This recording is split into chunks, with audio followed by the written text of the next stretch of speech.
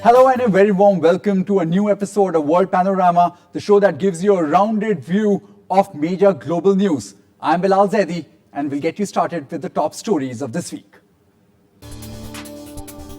Overwhelming majority votes for recognition of Palestine as an observer state at United Nations, setback for US and Israeli diplomacy. Thousands of protesters camp at Tahrir Square, reject President Morsi's draft constitution.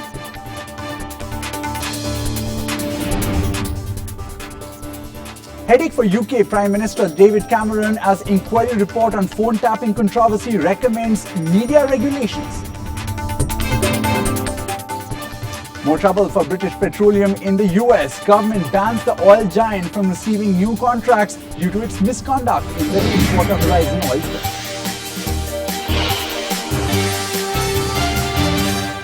And joining us on this edition of World Panorama is Professor Akramakrishnan from the Jawaharlal Nehru University. Thanks a lot for joining us. We'll be getting all the perspective on what really is happening in the West Asian region. Let's get started with the top story of this week.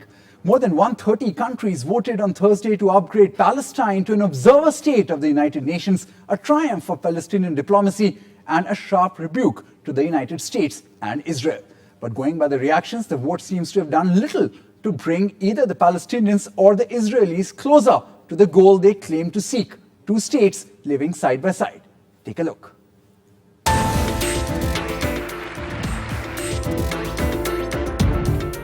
It's the beginning of a new chapter in the Palestinian life.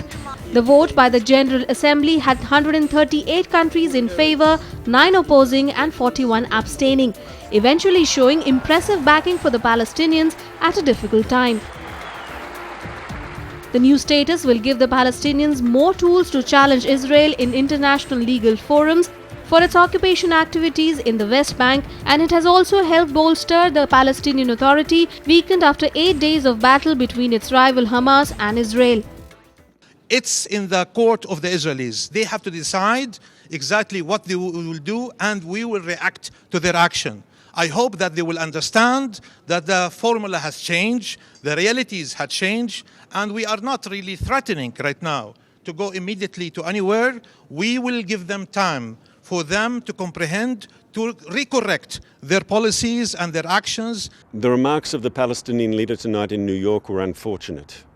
Instead of speaking the language of peace and reconciliation, he came out with a whole litany of libelous charges against Israel and perverted historic truth. It's Israel that wants peace.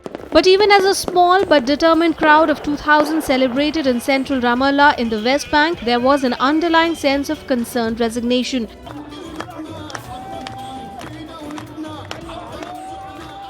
As expected, the vote won backing from a number of European countries and was a rebuff to intense American and Israeli diplomacy. France, Spain, Italy and Switzerland all voted yes. Britain and Germany abstained. Apart from Canada, no major country joined the United States and Israel in voting no. Unfortunate and counterproductive resolution at the United Nations General Assembly that just passed because it places further obstacles in the path to peace. We have been clear that only through direct negotiations between the parties can the Palestinians and Israelis achieve the peace they both deserve. A major concern for the Americans is that the Palestinians may use their new status to join the International Criminal Court. That prospect particularly worries the Israelis, who fear that the Palestinians may press for an investigation of their practices in the occupied territories. Another worry is that the Palestinians may use the vote to seek membership in specialized agencies of the United Nations, a move that could have consequences for the financing of the international organizations as well as the Palestinian Authority itself. Professor A.K. Ramakrishnan is here with us for a discussion on this story. How would you really look at this development? Obviously, observer state recognition. What does this really mean for the people of that region? It's politically very significant because it's a non-member observer state status. That state is very significant. Yes. Even though under international law, under the UN provisions, and many members of the world accepted Palestinians constituting as a state, but this is for the first time that the UN is officially voting on that, and therefore it's very significant in the sense that when the Palestinian negotiations have been in a deep freezer for such a long period of time, Yes. some kind of rekindling of some political process on the Palestine question. Yes. That's very significant at this point of time. And there are two major things that have happened recently. One is the ceasefire that Hamas could literally, it's regarded as a victory for Hamas, for that matter, Okay. with Israel when the problems were there Right. recently. And at the other side, Palestinian Authority, Mahmoud Abbas, Yes. is now at the diplomatic level gaining this kind of recognition. In the forefront now. In the, Yes, and also with this, there is a kind of coming together of the Palestinian Authority in Ramallah yes. and The Hamas leadership. Hamas in Gaza Yes. on this particular issue of gaining a state status Yes. at the UN. This is very important, therefore, politically. In terms of structurally, how does this really help? There are also reports that maybe at some point Mahmoud Abbas could actually approach the International Criminal Court now that they have the observer state, recognition. Right. How does this really play out, this entire process then? Israelis are at one level worried about that prospect because many of what it has been doing in the West Bank and Gaza, it was able to escape much of illegal activities and many atrocities within the West Bank and the Gaza Strip. Now with this state status, there is some legal and international way out for the Palestinians to take up those kinds of issues to the International Criminal Court or could make a political issue out of it. Until now, they have been at the receiving end of it, even though there are many quarters at the international level which supports the Palestinian issue. But this is in a way formalized now. All right, a lot happening in that region. We'll also take a look at the other development of this week where thousands of Egyptians, they continue to protest against President Mohamed Morsi after an Islamist-led assembly raced through approval of a new constitution in a bid to end a crisis over the Islamist leader's newly expanded powers. The situation in Egypt has raised concerns around the phenomenon of the Arab Spring of last year.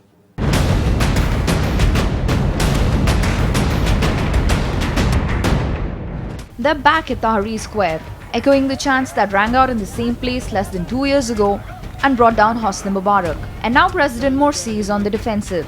He says the decree halting court challenges to his decisions, which sparked 8 days of protest and violence by Egyptians calling him a new dictator, was for an exceptional stage and aimed to speed up the democratic transition. This is an extremely exceptional period, transitional period that we want to get past quickly so we can get to a stage where there will be again an elected parliament and there will be a president and government with executive authority and the judicial authority will be there, which will not be interfered with. The opposition cries foul. Liberals, leftists, Christians, more modern Muslims and others had withdrawn from the assembly, saying their voices were not being heard. Thousands packed Tahrir Square and hit the streets in Alexandria and cities on the Suez Canal, in the Nile Delta and south of Cairo, responding to opposition calls for a big turnout. The disparate opposition, which has struggled to compete with well-organized Islamists, has been drawn together and invigorated by the crisis. Tens of thousands had also protested on Tuesday, showing the breadth of public anger. The president is to bear full responsibility for this dangerous crisis that the country has been experiencing since the 22nd of November, which escalated through the Constituent Assembly's farcical draft constitution. Meanwhile, Egypt's state court judges joined a strike by members of the judiciary on Friday in protest against the presidential decree issued last week that granted Mohamed Morsi extraordinary powers. The General Meeting of the Judges Club of the State Court announces its rejection of what is known as the Constitutional Declaration dated 21st of November 2012 and all its implications, and the refusal to give in to the public's demand to withdraw this edict. But Islamists have a potent political machine and the United States has looked on warily as the rising power of a group they once kept at arm's length, now ruling a nation that has a peace treaty with Israel and is at the heart of the Arab Spring. Protesters say they would push for a no vote in a referendum, which could happen as early as mid-December. If approved, it would immediately cancel the president's decree. Okay, coming to you on this question, obviously there are apprehensions in the world around this new wave of protests happening there. How would you read it, especially the fact that you were just there in Egypt a few weeks back? Actually, because of the popular movement, the Arab Spring, and because of the popular support that Mohammed Morsi got, there seems to be a kind of legitimacy for his leadership, and the kind of high ground he has gained by negotiating the Israeli Hamas ceasefire, etc. But with the move of taking all the powers to himself, and putting the president's position above that of the judicial processes, have diminished some of that gains that he has got and some elements of that legitimacy he has got. The important thing is that the Constitutional Assembly was debating on the draft for few months now. Well, yes. But I thought it was a process which was already fast-tracked, because the government, after the ouster of Mubarak, do not have a legal foundation to base itself upon. Yes. And therefore there was a need for an immediate legal foundation, and therefore the fastening of the constitutional process. Now it was a kind of super fast way of approaching the whole process. The other day, and getting the draft passed in the assembly without the major kind of input and legitimacy of a minority of members who are from the liberal, the left, and the feminist side of the Egyptian political equation. Some of them have resigned from the assembly. Some of them, 11 of them, were sent out of the assembly because of lack of attendance and things like that. And therefore, it was an overwhelming majority of the Muslim Brotherhood that was there in the assembly. So then, in that case, obviously, it seems that this process of protests may well continue for at least for some time. Thanks a lot for joining us here on this show, Professor Ramakrishnan. We'll see how this entire story really plays out. It's a pleasure coming here. And we'll take a short break now. When we come back, we'll take a look at the UK phone tapping scandal, where the inquiry report recommends that there should be media regulation.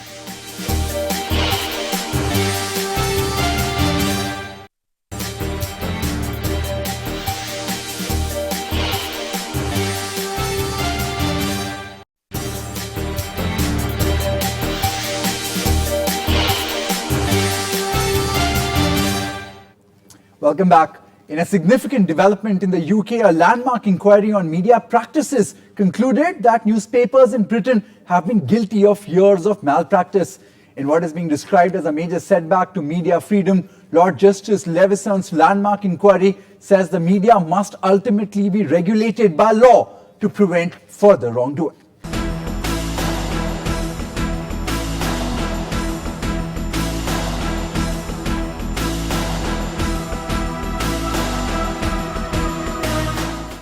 Describing media practice in UK as outrageous behaviour by the press that had wreaked havoc with the lives of innocent people, Justice Levison's report, which was triggered by a phone hacking scandal, is being received in UK with mixed reactions.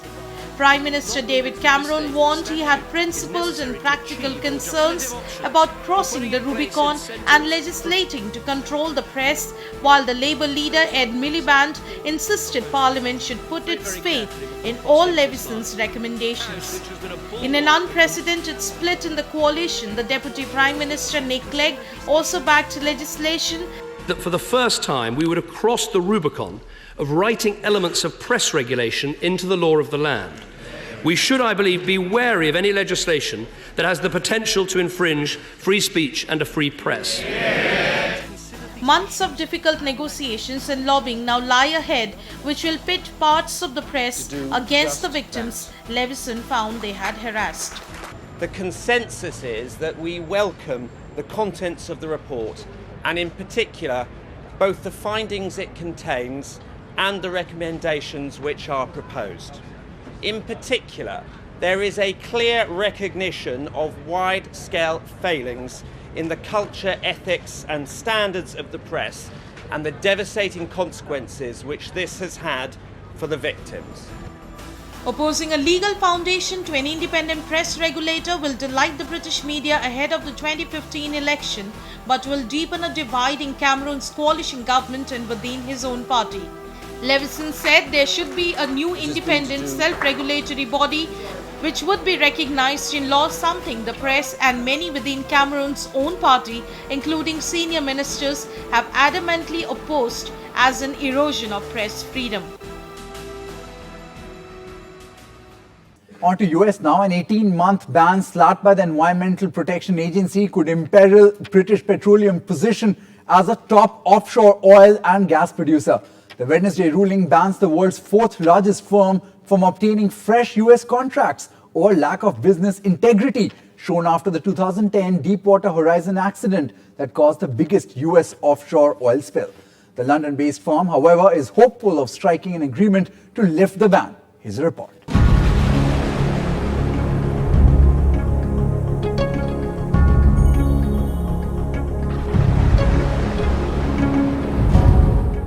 Trouble for BP and its affiliates seem to be piling up. The US has temporarily suspended BP and its affiliates from striking any new federal contracts over its lack of business integrity in the 2010 Deepwater Horizon oil spill, possibly imperiling the company's role as a top US offshore oil and gas producer and the #1 military fuel supplier. I hope that this sends a clear message to those who would engage in this kind of reckless and wanton conduct, that there will be a significant penalty to pay, and that individuals in companies who are engaged in these kinds of activities will themselves be held responsible. The suspension, announced by the Environmental Protection Agency, comes on the heels of BP's November 15th agreement with the US government to plead guilty to criminal misconduct and to pay an additional $4.5 billion in damages on top of the billions it has already spent in cleanup costs. The suspension prevents the company from getting new contracts or grants until the company can provide sufficient evidence that it meets federal business standards. BP has agreed to plead guilty to all 14 criminal charges, including responsibility for the deaths of 11 people and the events that led to an unprecedented environmental catastrophe. Having launched an internal investigation immediately following the disaster, BP said it has been in regular dialogue with the EPA, and the agency has informed BP that it is preparing an agreement that would effectively lift this temporary suspension. Though the government-wide suspension generally do not exceed 18 months, but it can continue longer if there are ongoing legal cases. In fact, our criminal investigation remains ongoing, and we will continue to follow all credible leads and pursue any charges that are warranted. Existing deals, which include the 50 new leases awarded by the US government in the Gulf of Mexico over the last 2.5 years since the accident, are not affected by the ban. But BP is still eager to resolve the issue as US operations account for more than 30% of its pre-tax profits in the third quarter, and the US accounts for about a fifth of BP's global oil production. Suspension of contracts could give the government leverage to pressure BP to settle federal litigation that could top $20 billion if a court finds it was grossly negligent in the Deepwater Horizon disaster. Time now to take a look at some of the other international news in a quick wrap. Here is Global Watch.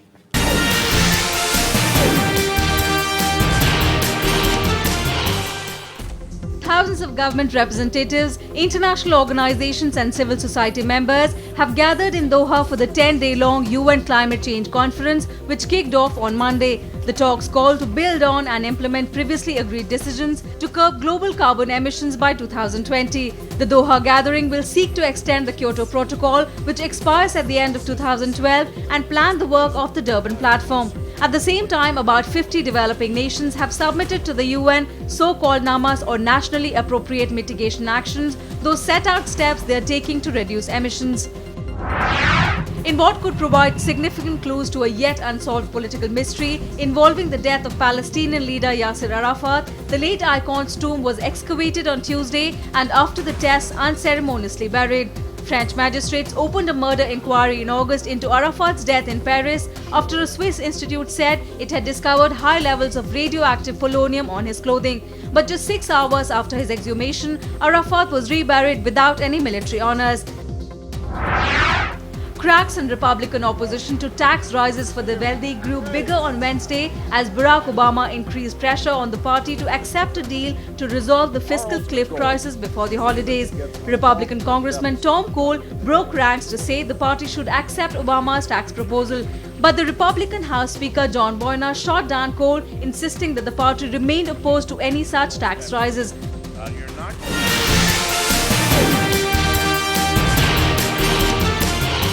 Time for a short break now. When we return, one of Australia's best, Ricky Ponting, thanks his police.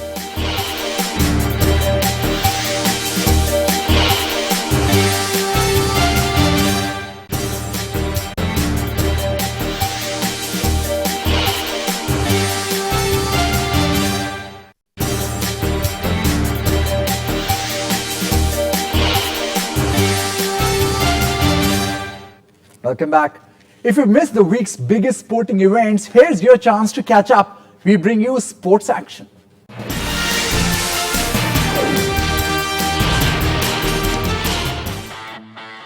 Australia's Ricky Ponting announced his retirement from international cricket on Thursday. He said he would be calling time on his glittering 17-year career after the third test against South Africa. The former Australian captain has scored 13,366 runs in 167 tests and stands behind only the great Don Bradman in the ranks of Australian batsmen. Ponting stood down from the Test captaincy last year and retired from one-day cricket in February. He stressed the decision had not been prompted by the selectors and said it was not hard to miss out on one final Ashes contest next year because he realised he was not good enough to get there. While 2012 Formula One champion Sebastian Vettel was celebrating his title win at his team's headquarters on Tuesday, team principal Christian Horner was reflecting on the team's third straight win in the Constructors' Championship. Germany's Vettel and his Australian teammate Mark Webber were feted after winning the championship in the final race, the Brazilian Grand Prix on Sunday. Vettel beat his rival Fernando Alonso of Ferrari by just 3 points to take his third consecutive title. Vettel's teammate Mark Webber acknowledged the importance of the win for the team, but it did not compensate for his disappointing personal season. Manchester City boss Roberto Mancini insisted he had no plans to sell Mario Balotelli after the Italian striker scored in the 2-0 win over Wigan. Balotelli was linked with a move back to Serie A after being dropped earlier this season, but he marked his return to the side by putting City ahead.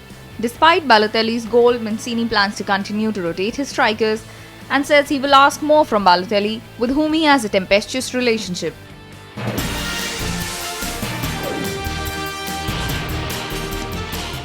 Time now for all the very latest news from the world of movies and lifestyle. Here's our entertainment wrap.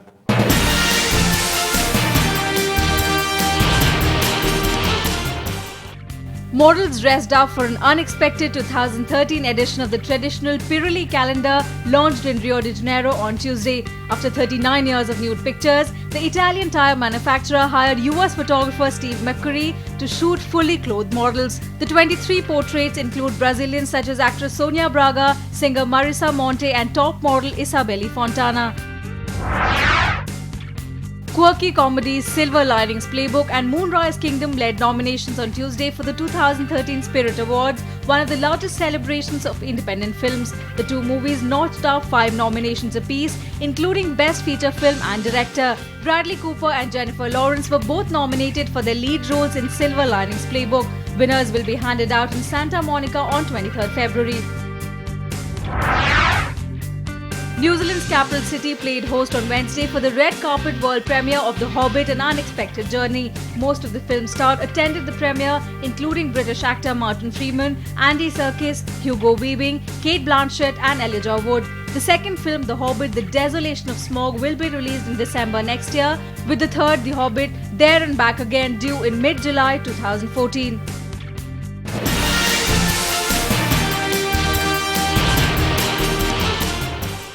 That's all we have for you in this edition of World Panorama. You can join us on Facebook and Twitter for the latest updates from us. As we leave you with these visuals of thousands of Santas leaving the cold of the North Pole behind and swapping it for the summer heat. Goodbye and thanks for watching.